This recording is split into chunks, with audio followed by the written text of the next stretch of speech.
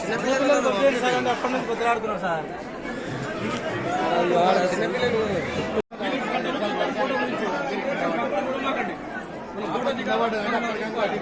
కనీసం మానవత ధర్మం లేదు. మీరు లీడర్లను కనీసం అడగట్లేదు కదా సార్.